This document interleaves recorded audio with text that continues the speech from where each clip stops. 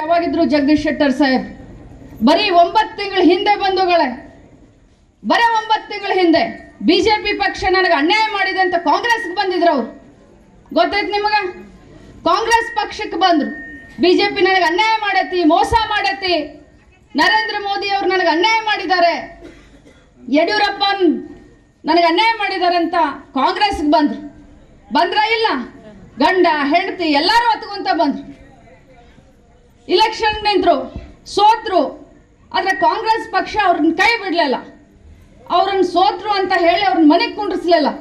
MLC ಮಾಡಿದ್ವಿ, ಅವ್ರಿಗೆ MLC ಮಾಡಿ ಮರ್ಯಾದೆಯನ್ನು ಕೊಟ್ವಿ. ಆದರೆ ಈಗ ದಿಢೀರ್ ಅಂತ ಹೇಳಿ ಮತ್ತೆ ಬಿಜೆಪಿಗೆ ಹೋಗಿ ನರೇಂದ್ರ ಮೋದಿ ಅವ್ರನ್ನ ಪ್ರಧಾನಮಂತ್ರಿ ಮಾಡಿ ಅಂತ ಹೇಳ್ತಾರೆ. ಇವ್ರಿಗೆ ಬದ್ಧತೆ ಇದೆಯಾ? ಇವ್ರ ನೈತಿಕತೆ ಇದೆಯಾ ಶೆಟ್ಟರ್ ಅವ್ರಿಗೆ? ಇವ್ರು ಬೆಳಗಾವಿ ಜಿಲ್ಲೆಯ ಉಸ್ತುವಾರಿ 2 ಬಾರಿ ಆಗಿದ್ರು ಬಂಧುಗಳೇ, 2 ಬಾರಿ. ಆದ್ರೆ 2 ಬಾರಿ ಆದಾಗ್ನೂ ಬೆಳಗಾವಿ ಜಿಲ್ಲೆಗೆ ಏನೂ ಮಾಡಲಿಲ್ಲ ಇವರು. ಬರೀ ಬೆಳಗಾವಿ ಜಿಲ್ಲೆಗೆ ಬರೇ ಅನ್ಯಾಯ ಮಾಡಿದ್ದಾರೆ ಇವರು. ಹೈಕೋರ್ಟ್ ಬಂದಿತ್ತು ನಮ್ಮ ಬೆಳಗಾವಿಗೆ. ಹೈಕೋರ್ಟ್ ಅನ್ನ ಹುಬ್ಳಿ ಧಾರವಾಡ ತಗೊಂಡು ಹೋದ್ರು. IIT ಕಾಲೇಜ್ ಬಂದಿತ್ತು ಬೆಳಗಾವಿ, ಆ ಕಾಲೇಜನ್ನ ಹುಬ್ಳಿ ಧಾರವಾಡ ತಗೊಂಡು ಹೋದ್ರು. ಇದಿಷ್ಟೇ ಅಲ್ಲ, ನಾನು ಹೇಳಕ್ ಬಯಸ್ತೇನೆ ನಿಮಗೆ. ಕರೋನಾ ಸಂದರ್ಭದಾಗ ನಮ್ಗೆಲ್ಲರಿಗೂ ಆಕ್ಸಿಜನ್ ಬೇಕಾಗಿತ್ತು, ಗೊತ್ತೈತ ತಮಗೆ? ಆ ಆಕ್ಸಿಜನ್ ಸಿಲಿಂಡರ್ಗಳು, ನಾ MLA ಇದ್ದೆ, ಅಣ್ಣನೂ MLA ಇದ್ರು. ಆ ಆಕ್ಸಿಜನ್ ಸಿಲಿಂಡ್ರು, ಬೆಳಗಾವಿ ಜಿಲ್ಲೆಗೆ ಬಂದಂಥ ಆಕ್ಸಿಜನ್ ಸಿಲಿಂಡರ್ಗಳನ್ನ ಹುಬ್ಳಿ ಜನರಿಗೆ ಬೇಕಂತ ಹುಬ್ಳಿಗೆ ತೆಗೆದುಕೊಂಡು ಹೋದಂಥ ಮಹಾನುಭಾವರು ಯಾರಾದರೂ ಇದ್ರೆ ಇದೇ ಜಗದೀಶ್ ಶೆಟ್ಟರ್ ಅವರು. ಅವ್ರು ಯಾವ ಮುಖ ಇಟ್ಕೊಂಡು ಇವತ್ತು ಬೆಳಗಾವಿ ಪಾರ್ಲಿಮೆಂಟ್ಗೆ ಬಂದು ಹೋಟ್ ಕೇಳ್ತಾರೆ ನನಗಂತರೂ ಅರ್ಥ ಆಗ್ತಾ ಇಲ್ಲ.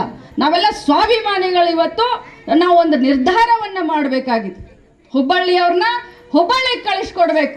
ಇವತ್ತು ಬೆಳಗಾವಿಯ ಮಗ, ನಮ್ಮ ಮಗ ಆದಂಥ ಮೃಣಾಲ್ ಹೆಬ್ಬಾಳ್ಕರ್ನ ನಿಮ್ಮೆಲ್ಲರ ಸೇವೆ ಮಾಡಲಿಕ್ಕೆ ಡೆಲ್ಲಿಗೆ ಕಳಿಸ್ಕೊಡ್ಬೇಕು. ಮಾಡ್ತೀರಿ?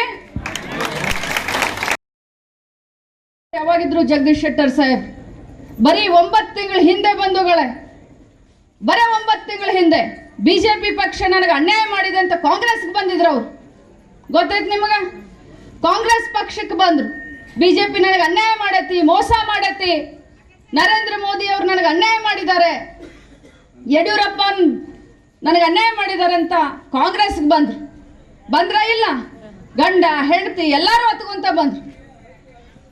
ಇಲೆಕ್ಷನ್ ನಿಂತರು, ಸೋತ್ರು. ಆದರೆ ಕಾಂಗ್ರೆಸ್ ಪಕ್ಷ ಅವ್ರನ್ನ ಕೈ ಬಿಡಲಿಲ್ಲ. ಅವ್ರನ್ನ ಸೋತ್ರು ಅಂತ ಹೇಳಿ ಅವ್ರನ್ನ ಮನೆಗೆ ಕುಂಡ್ರಿಸ್ಲಿಲ್ಲ. MLC ಮಾಡಿದ್ವಿ, ಅವ್ರಿಗೆ MLC ಮಾಡಿ ಮರ್ಯಾದೆಯನ್ನು ಕೊಟ್ವಿ. ಆದರೆ ಈಗ ದಿಢೀರ್ ಅಂತ ಹೇಳಿ ಮತ್ತೆ ಬಿಜೆಪಿಗೆ ಹೋಗಿ ನರೇಂದ್ರ ಮೋದಿ ಅವ್ರನ್ನ ಪ್ರಧಾನಮಂತ್ರಿ ಮಾಡಿ ಅಂತ ಹೇಳ್ತಾರೆ. ಇವ್ರಿಗೆ ಬದ್ಧತೆ ಇದೆಯಾ? ಇವ್ರ ನೈತಿಕತೆ ಇದೆಯಾ ಶೆಟ್ಟರ್ ಅವ್ರಿಗೆ? ಇವ್ರು ಬೆಳಗಾವಿ ಜಿಲ್ಲೆಯ ಉಸ್ತುವಾರಿ 2 ಬಾರಿ ಆಗಿದ್ರು ಬಂಧುಗಳೇ, 2 ಬಾರಿ. ಆದ್ರೆ 2 ಬಾರಿ ಆದಾಗ್ನೂ ಬೆಳಗಾವಿ ಜಿಲ್ಲೆಗೆ ಏನೂ ಮಾಡಲಿಲ್ಲ ಇವರು. ಬರೀ ಬೆಳಗಾವಿ ಜಿಲ್ಲೆಗೆ ಬರೇ ಅನ್ಯಾಯ ಮಾಡಿದ್ದಾರೆ ಇವರು. ಹೈಕೋರ್ಟ್ ಬಂದಿತ್ತು ನಮ್ಮ ಬೆಳಗಾವಿಗೆ. ಹೈಕೋರ್ಟ್ ಅನ್ನ ಹುಬ್ಳಿ ಧಾರವಾಡ ತಗೊಂಡು ಹೋದ್ರು.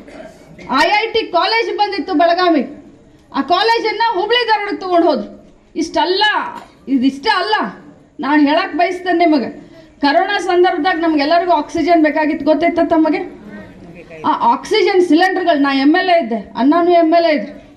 ಆ ಆಕ್ಸಿಜನ್ ಸಿಲಿಂಡ್ರು, ಬೆಳಗಾವಿ ಜಿಲ್ಲೆಗೆ ಬಂದಂಥ ಆಕ್ಸಿಜನ್ ಸಿಲಿಂಡರ್ಗಳನ್ನ ಹುಬ್ಳಿ ಜನರಿಗೆ ಬೇಕಂತ ಹುಬ್ಳಿಗೆ ತೆಗೆದುಕೊಂಡು ಹೋದಂಥ ಮಹಾನುಭಾವರು ಯಾರಾದರೂ ಇದ್ರೆ ಇದೇ ಜಗದೀಶ್ ಶೆಟ್ಟರ್ ಅವರು. ಅವ್ರು ಯಾವ ಮುಖ ಇಟ್ಕೊಂಡು ಇವತ್ತು ಬೆಳಗಾವಿ ಪಾರ್ಲಿಮೆಂಟ್ಗೆ ಬಂದು ಹೋಟ್ ಕೇಳ್ತಾರೆ ನನಗಂತರೂ ಅರ್ಥ ಆಗ್ತಾ ಇಲ್ಲ.